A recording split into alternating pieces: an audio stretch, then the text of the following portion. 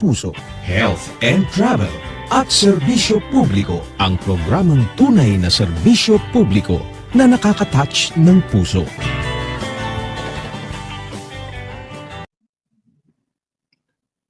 Magandang araw sa inyong lahat sa ating tagapakinig sa DWBL 1242 kHz, ang radyo ng serbisyo publiko. At sa mga nag-aantabay sa ating sa Facebook at sa YouTube, ngayon ay June 19, 2026, araw ng Biyernes. Ngayon araw ay piyesta opisyal sa buong lalawigan ng Laguna, kasabay ng pagdiriwang ng 165 birth anniversary ni Dr. Jose Rizal, ang ating pambansang bayani. Ako pa rin si Dr. Hilda Ong, ang iyong nag-iisang Agaran Servicio Lady, kasama po ninyo sa paghatid ng health and travel at serbisyo publiko. Ang programang nagbibigay ng tamang impormasyon at nagkakaloob ng mabilisang serbisyo para sa bawat Pilipino. Sa programang ito, tatalakayin natin ang mga usaping pangkalusugan, mga serbisyo panglipunan, mga programa makakatulong sa inyo at sa inyong pamilya, at sasagutin natin ang inyong mga katanungan ng malinaw, tapat at may malasakit. Dahil naniniwala tayo na ang tamang impormasyon at maagap na aksyon ay susi sa mas maayos na pamumuhay. Kaya manatili po kayo ngayon nakatutok at makilahok dito sa Health and Travel at Serbisyo Publiko kasama iyong Agaran Servicio Lady. Ang serbisyo ay hindi lamang sinasabi, ito ay agaran ginagawa. Sa bahaging ito, tatalakay natin ang ilan na init at mahalagang issue at mga benepisyo na pwede natin kumbaga benepisyo ng PhilHealth na kasi karamihan di pa nila alam, at ito po ay pag-usapin natin ngayong umaga dahil makakasama natin sa ating kwentuhan si Sir Raymond Edwin Acoba. Siya po ang head ng Public Affairs Unit ng PhilHealth National Capital Region. Magandang umaga, Sir Raymond. Yes, magandang umaga, Dr. Hilda, at magandang umaga din po sa lahat po ng mga tagapakinig po natin ngayong araw na to sa programa nating Health and Travel, Serbisyo Publiko. Yes po, Sir Raymond. Siyempre, unahin muna natin itong mga marami nagtatanong regarding dito sa yung sa 24, within 24 hours. Ang alam ko, ito po ay meron na tayo kung sila ay itinakbo sa emergency room. At sa loob sa emergency room, kung nagamot naman sila kaagad, pero hindi umabot ang 24 hours, pwede na sila umuwi. May benepisyo sila makukuha sa PhilHealth. Tama ka, Dr. Hilda. Meron na tayong Outpatient Emergency Care Benefit Package or mas kilala siyang OECB. Okay? So dito sa OECB, covered po ng PhilHealth pag mga emergency cases as long as it is done also in emergency room complex within the accredited facility. So sagot po ni PhilHealth yan. And yung paraan po ng pagbabayad natin dyan, hindi po siya case rate, nasa fee for service, and we have more than 300 services na covered. So halimbawa, during the time na siya ay nasa loob ng emergency room complex at nakatanggap siya ng medicines, sasagutin po ng PhilHealth yan. Kung halimbawa nag-x-ray siya or nag-MRI, during the time din, nasa emergency room complex siya, sasagutin din po yan ng PhilHealth. Subalit, tandaan natin na dapat ito ay less than 24 hours at dapat nasa isang emergency room complex. So, yun kasi kadalasan, yung mga na-aksidente at tamaan ng nabagok sila. So, siyempre, ang unang sasabihin ng doktor, kailangan magpa-CT scan para makita kung merong blood clot o ano ba. So, ang CT scan kasama, kasi kanina nabanggit mo ang MRI. Okay. Pag as long as yung mga x-ray laboratories, medicines, and it was done during the time na nasa emergency room complex siya, pasok po yan sa OECB. Meron po siyang kaakibat na case rate or rate, no? Hindi po siya case rate or fee for service. So, simplihan lang natin, Doktora.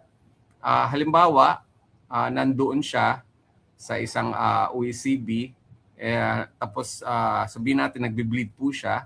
That's why kailangan yung pinakasimple lang, kailangan ng cotton balls. Kasi even cotton balls, sagot po yan eh. Yung cotton balls natin, sa aking pagkakaalala, nasa around 10 pesos no, per cotton ball. So halimbawa, nakasampung cotton ball lang nagamit, so 10 times 10, that's 100 pesos. That will be covered by PhilHealth. So cotton ball lang yun.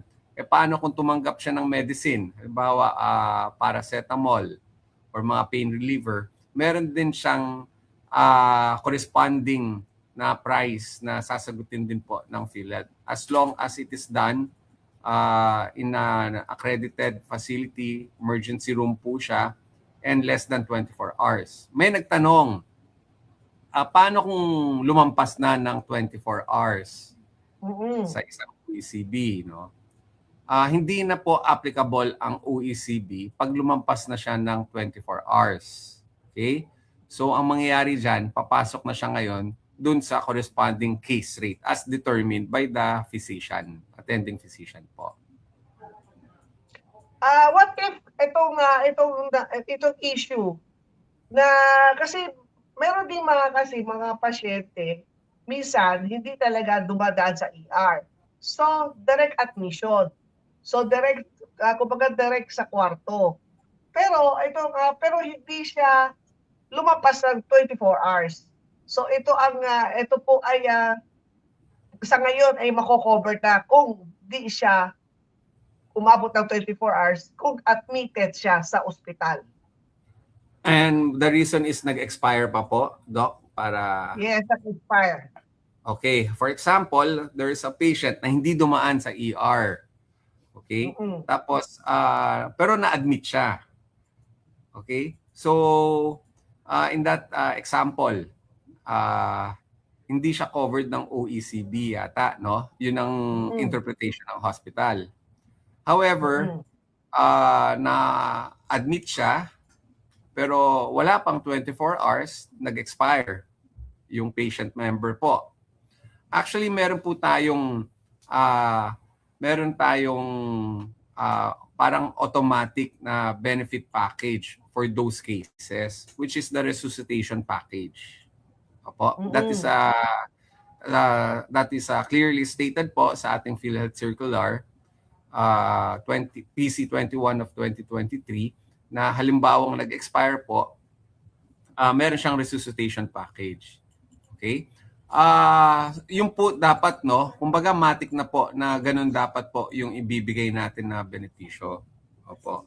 Subalit, meron pong nagkaroon lang po ng parang konting hindi pagkakamali no, sa interpretation because paano nga naman, doktora, kung halimbawa yung pasyente ay pumirma ng DNR. Mahirap naman na ibibigyan mo ng resuscitation package na may pasyente na pumirma po ng DNR. So in that case po, dapat iklaruhin pa natin na notwithstanding the fact na may pirma na DNR, dapat meron pa rin resuscitation package. So yung kailangan natin ng proper information and orientation pa po sa ating mga stakeholders po.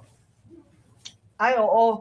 Kasi kadalasan, yung may ganitong kaso na hindi umaabot ng 24 hours, katulad po yung iba, yung inatake sa puso, tinakbo, tapos ipinasok sa ICU o sa CCU, and then nakita ng pamilya na hindi na maganda ang sitwasyon nung yung siguro akin ng immediate relative.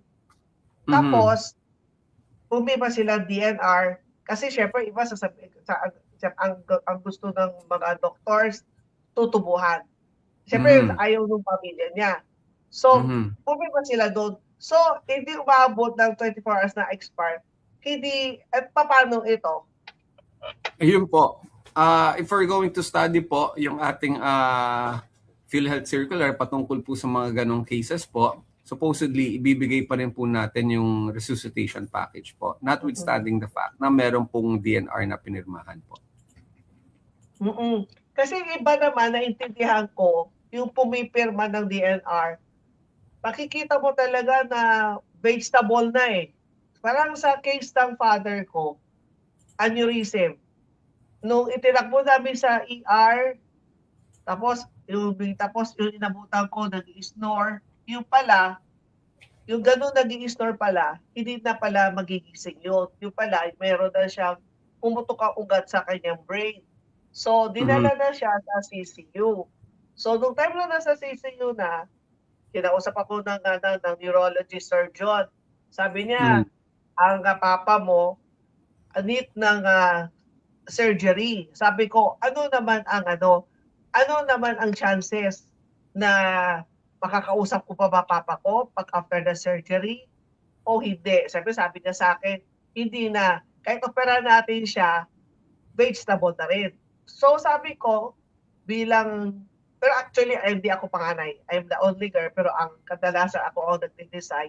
So sabi ko, kung ganyan, hindi ako papayag. So, kinausap ko mga kapatid ko, pumirma ako ng DNR. Pero umabot naman siya ng 48 hours.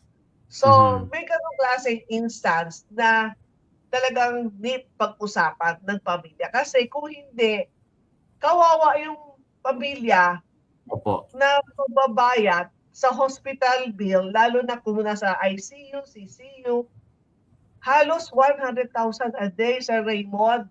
Kawawa yung may iwanan, di ba? Kaya dito naman, ang pasok naman si PhilHealth na yung mga benepisyo na makakatulong kahit na papaano makabawas sa gastusin nung mga pamilya na may iwanan o kaya naman lumabas man ng ospital, nagamot naman, yung benepisyo ng PhilHealth, malaking, kumbaga maasahan pa rin. Kasi compare talaga sa Raymond, di ba? Yung binabayaran nila ng 500 pesos a month o 5%, isang admission pa lang, sobra-sobra sa binayaran nila. So, sa ngayon,